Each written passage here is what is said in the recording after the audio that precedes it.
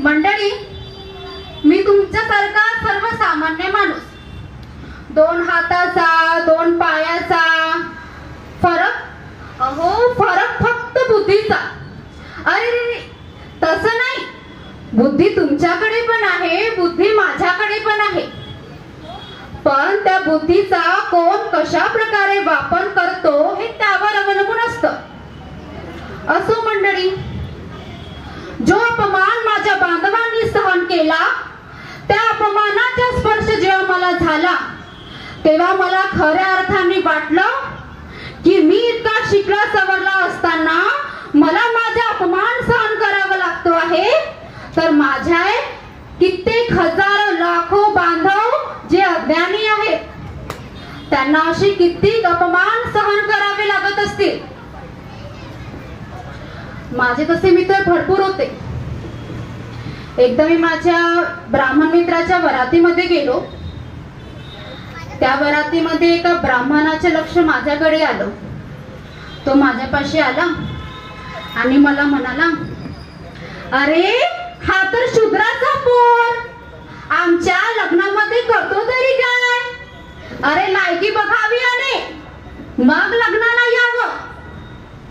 अरे आमचा धर्म बुडवतो चांडाळा, चालतो. अहो दादा, मी माझ्या मित्राच्या लग्नामध्ये गेलो, तेही त्याच्या परवानगीने, फुकट नाही गेलो. अरे काय समजतात ते भट ब्राह्मण स्वतःला? या भर वरातीमध्ये माझा अपमान करतात म्हणजे काय? माझा अपमान, घोर अपमान.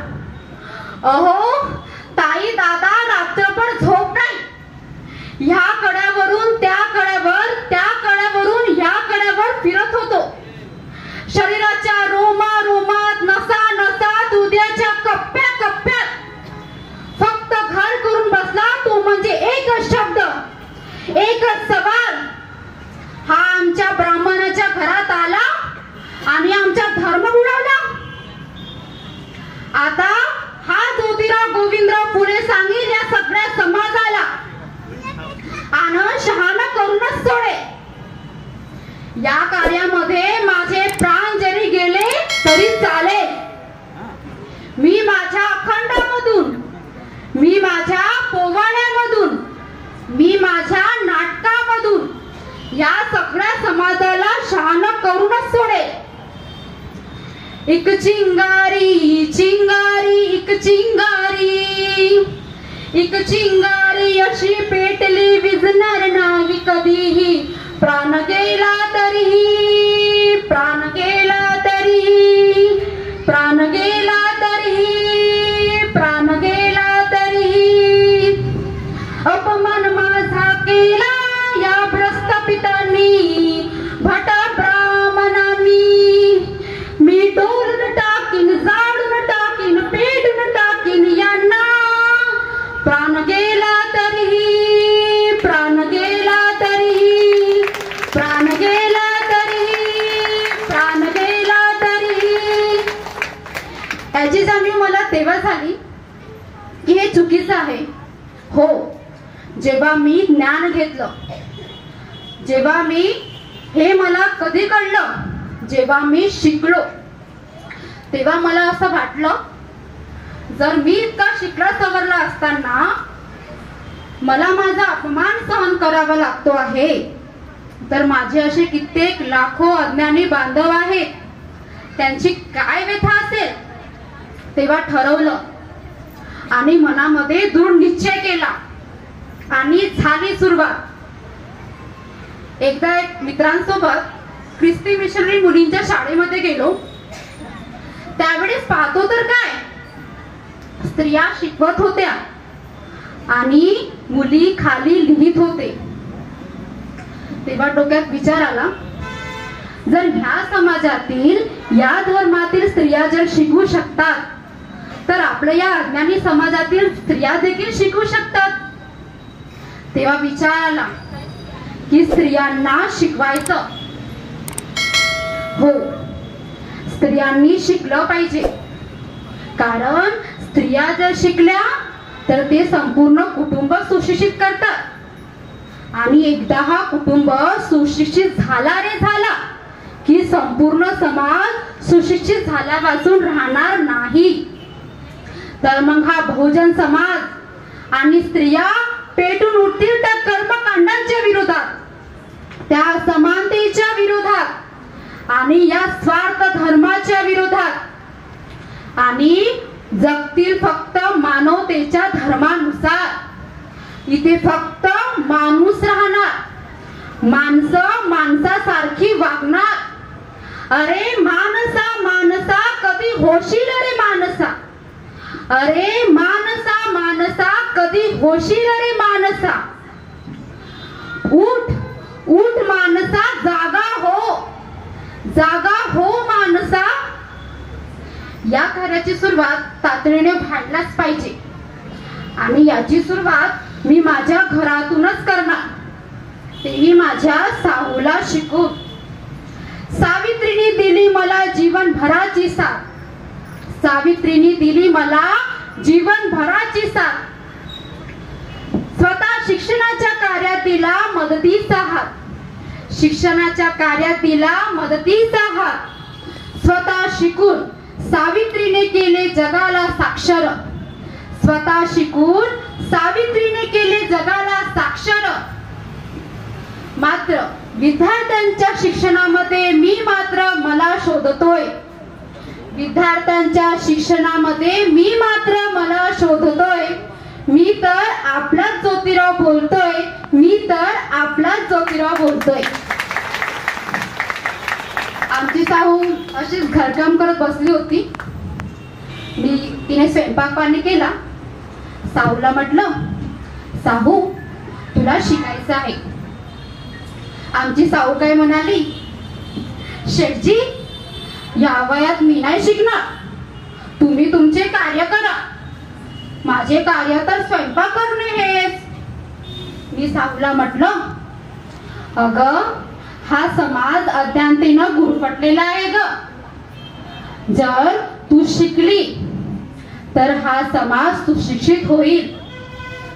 पण बघा माझी साहू, तिने माझा शब्द जणू दगडावरची रेखच मानला आणि ती मला म्हणाली, शेठजी मी शिकायला तयार आहे. आमची साहू तयार झाली.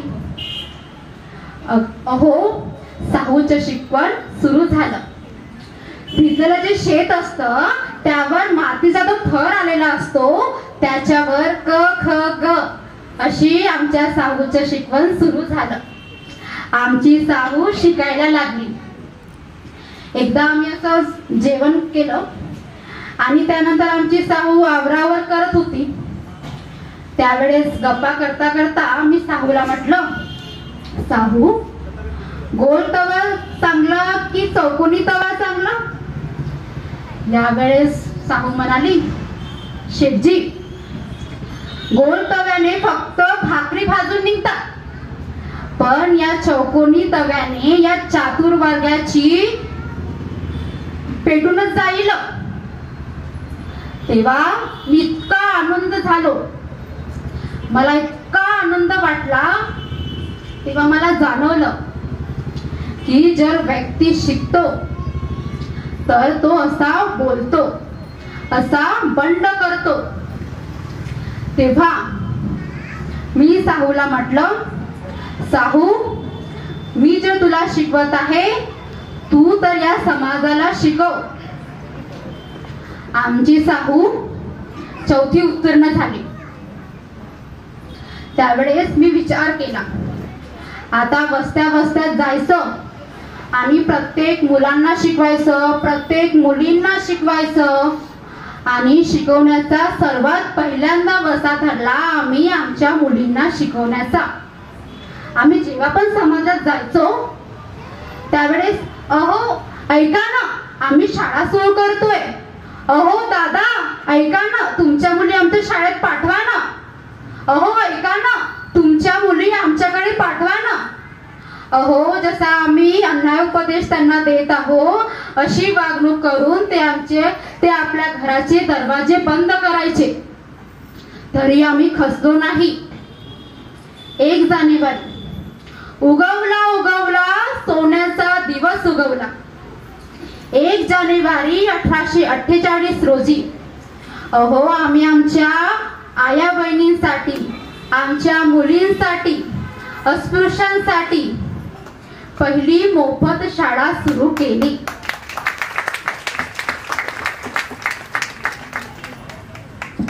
तेव्हा काय झालं, आमची साहू आमच्या जवळ आली आणि मला म्हणाली, शेठजी, आज 1 जानेवारी आहे आणि मला आज माझ्या आया बहिणींना शिकवण्यासाठी जायचं आहे. त्यावेळेस त्याआधी आमच्या साऊने काय केलं बघा, तिने माझ्याकडून हक्काने नवीन कोरी साडी मागितली, नवीन पाटी पुस्तकं लेखणी मागितली. त्या दिवशी आमची साऊ भल्या पहाटे उठून तिने स्वयंपाक केला, सगळी आवराआवर केली आणि या भारतातील पहिली शिक्षिका शिकवण्यासाठी आपल्या घराच्या उंबरठा बाहेर करून घराबाहेर पडली. अहो, साहू जेव्हा रस्त्याने चालत होती तेव्हा एका बाईची नजर आमच्या साहूकडे पडली.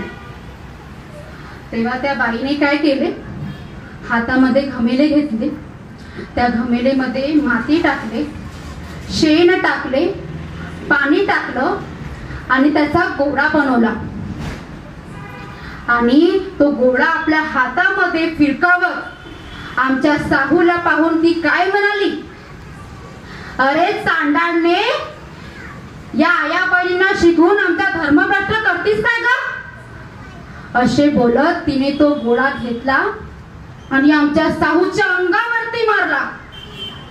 आमचे साहूचे संपूर्ण कपडे, संपूर्ण पाटी, लेखणी, पुस्तक संपूर्ण खराब झाली. हो, शेणाने मातीने माखून गेली. तरी आमची साहू पुढे पुढे पाऊल टाकतच होती. पुढे जात असताना एका ब्राह्मणाची लक्ष आमच्या साहूकडे आली. त्याने काय केलं, त्याने रस्त्यावरचा दगड उचलला आणि तो दगड आमच्या साहूच्या डोक्यावर जोराने फिरकवला. आमच्या साहू तो दगड चक्क आमच्या साहूच्या कपाळावर लागला. हो, ते साहूचे कपाळ रक्तबंबाळ झाले. आमच्या साहूची साडी, ती पुस्तक, ती पाटी पुढे रक्ताने माखून गेली. हो, तरी आमची साहू डगमगली नाही. ती म्हणाली, मारा, तुम्हाला जितके दगड गोटे मारायचे आहे मारा, पण मी माझ्या आया बहिणींना शिकवण्याचा थांबवणार नाही. शिक्षणाने होते कुठे नेकी, शिक्षणाने होते कुठे नेकी तर कुठे एकी. आजही जगात नाव कमवताय सावित्रीच्या लेकी, आजही जगात नाव कमवताय सावित्रीच्या लेकी. सर्व शिक्षक चालवताय माझा शैक्षणिक वसा, सर्व शिक्षक चालवताय माझा शैक्षणिक वसा. विद्यार्थी त्याच उमटीला वेगळाच ठसा, विद्यार्थी त्याच उमटीला वेगळाच ठसा. आज विद्यार्थ्यांच्या भविष्यामध्ये मी मात्र मला शोधतोय, आज विद्यार्थ्यांच्या भविष्यामध्ये मी मात्र मला शोधतोय. मी तर आपला ज्योतिराव बोलतोय, मी तर आपला ज्योतिराव बोलतोय. ही बातमी अख्ख्या गावामध्ये पसरली. तेव्हा काही गावातील भटब्राह्मणांनी काय केलं, माझ्या विरोधात माझ्या बाबांना उभं केलं. तेव्हा माझे बाबा काय म्हणाले, ज्योती, तुला जर माझ्या घरात आणि या धर्मात जर राहायचं असेल तर या धर्माने घालून दिलेले नियम अटी तुला पाळावेच लागतील, अन्यथा तू इथून चालता हो. मी माझ्या बाबांना काही बोललो नाही. मी साहूला म्हटलं, साहू, गाठोडं बांध, आपल्याला अशा हजारो संकटांना सामोरे जायचं आहे ग. शाळेची प्रगती होत होती. प्रथम आमच्या शाळेत 6 मुली तयार झाल्या. त्या 6 मुलीपैकी पहिली विद्यार्थिनी होती आमची मुक्ता साळवे. लहुजी वस्ताद साळवे यांची नात हो. एकदा जोरदार टाळ्या आमच्या मुक्तासाठी हो. आमची मुक्ता लई गुणाची, लई हुशार पोरगी. अहो, तिने विश्रामबाग काळ या माळेमध्ये एक निबंध वाचला. त्या निबंधात ती काय म्हणते, जर आम्ही सुद्धा तुमच्या धर्माची आहोत तर आमचा अपमान का केला जातो? आम्हाला मंदिरात देवळात प्रवेश का दिला जात नाही? अशी खरा सवाल करणारी माझी मुक्ता होती. निबंध वाचत असताना मराठीत मुक्ता निबंध वाचायची आणि त्या मराठी निबंधाचे भाषांतर अहो आमची साहू करायची. इंग्रज अतिशय खुश झाले. ते मुक्ताला चॉकलेट गोळ्या देऊ लागले. पण आमची मुक्ता काय म्हणते, मला चॉकलेट गोळ्या देऊ नका, मला पुस्तकं द्या. अहो, ग्रंथालयाची मागणी करणारी भारतातील पहिली विद्यार्थिनी माझी मुक्ता होती. मी तुम्हाला आताच बोललो की जेव्हा पेशव्यांचं राज्य आलं तेव्हा आपली हालत अतिशय दयनीय होती. या पेशव्यांच्या राज्यामध्ये साधा माणूस म्हणून जगण्याची मुभा नव्हती. अहो, आमच्या सावलीचा विटाळ वाटायचा या ब्राह्मणांना, तर मग प्यायला पाणी कुठून मिळणार? अहो, एका ठिकाणी त्या सवर्णाच्या स्त्रिया विहिरीवर पंचअंघोळीसाठी घागरी उबळायच्या आणि आमच्या महार मागण्यांच्या स्त्रिया पाण्याची वाट बघत थांबले होते की आम्हाला पाणी कोणी केव्हा देईल. ते वाट बघायचे की या सवर्णाच्या स्त्रिया केव्हा आमच्याकडे लक्ष देतील, जेणेकरून आम्ही त्यांना आवाज देऊ. काही वेळानंतर एका सवर्ण स्त्रीचे त्यांच्याकडे लक्ष गेले आणि तिला बघताच आमच्या मायमाऊलीने जोराने आतुरलेला तहानलेला आवाज दिला, गमाय गमाय, पाणी दे ग, पाणी दे ग माय. अगं बघ, माझ्या घरात पाण्याचा थेंब नाही आहे ग. अगं, माझी सासू, माझी लेकरे, माझा नवरा पाण्याविना तडफडत आहे ग. ग माय, पाणी दे ग, पाणी वाढ ग, पाणी वाढ ग. अरे लई नाही मागत, भार इवलस माझ गाड ग. पाणी वाढ ग, पाणी वाढ ग. मित्र हो, ज्यांच्या डोळ्यामध्ये झाक चढली होती त्यांना आमची कीव काय वाटणार? ज्यांच्या संवेदना नष्ट झाल्या होत्या त्यांना आमच्या न्याय काय वाटणार? ती आमची माय माऊली थरथर हात करत माझ्याकडे आली आणि मी तिचा हात पकडला आणि मी तिला म्हटले, चल माय चल, आपण असं पाणी निर्माण करूया जे पाणी निर्माण करून या भटब्राह्मणाच्या मुखातून पाणी गायब व्हायलाच पाहिजे. आपण असं पाणी निर्माण करू जे पाणी असेल समतेचं, जे पाणी असेल बंधुतेचं, ज्या ठिकाणी सर्वांना मिळेल समान न्याय. मी माझ्या माऊलीचा हात पकडला. असं करता करता सर्वजण आले आणि मी सगळ्यांना घेऊन गेलो माझ्या 365 गंजपेठेतील त्या वाड्यावर. त्या ठिकाणी मी सर्वांसाठी विहीर सुरू करून दिली आणि त्यांना म्हटलं की आजपासून तुम्हाला कोणीही पाण्यापासून थांबवणार नाही. तुम्हा सर्वांना वाटेल तेवढं पाणी प्यावं. ते सगळे इतके खुश झाले, इतके आनंदी झाले, जणू काही जगातला सर्वात मोठा सुख त्यांना मिळाला हो. बरोबर आहे, पाण्याशिवाय कोणी जगू शकतच नाही, कारण प्रत्येक गोष्टीचं मूळ कारण हे तर पाणीच आहे. ते सर्व पाणी भरत आहेत आणि त्या सर्वांना पाणी भरण्यासाठी मदत करत आहेत आमची साहू.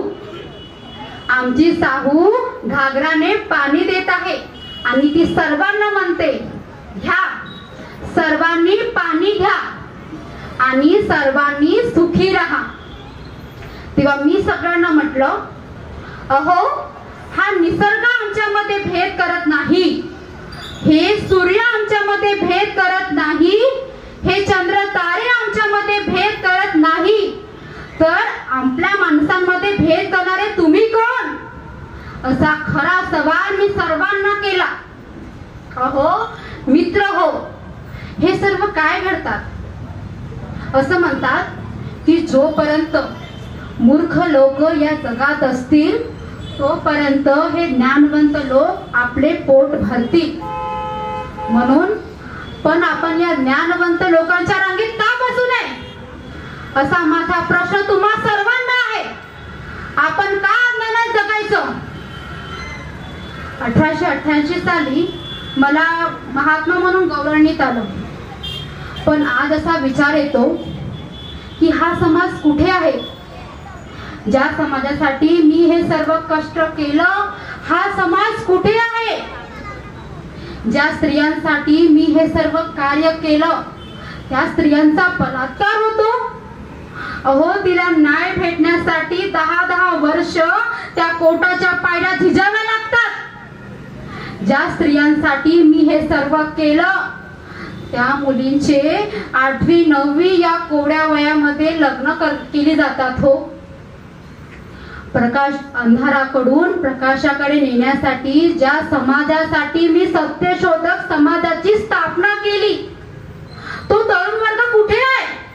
त्या बेरोजगारीच्या विळाखामध्ये आणि त्याच्या मनाच्या विरोधामध्ये अनेक निर्णय घेतले जातात आणि तो खाली मान घालून होकार देतो. ज्या शेतकऱ्यांसाठी मी शेतकऱ्यांचा असूड हा ग्रंथ लिहिला, ते शेतकरी कुठे आहे? त्या फासावरती. साहू, आपण जो समाज निर्माण केला ग, तो समाज पार हरपून चाललाय ग. ज्या समाजासाठी इतके कष्ट सोसले ग, तो समाज कुठेतरी हरवत चाललाय ग साहू.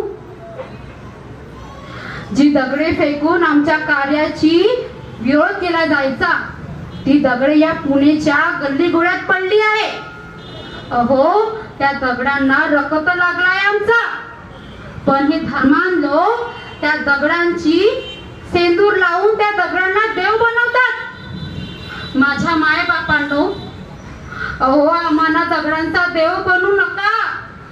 आमच्या विचाराची प्रेत यात्रा काढू नका.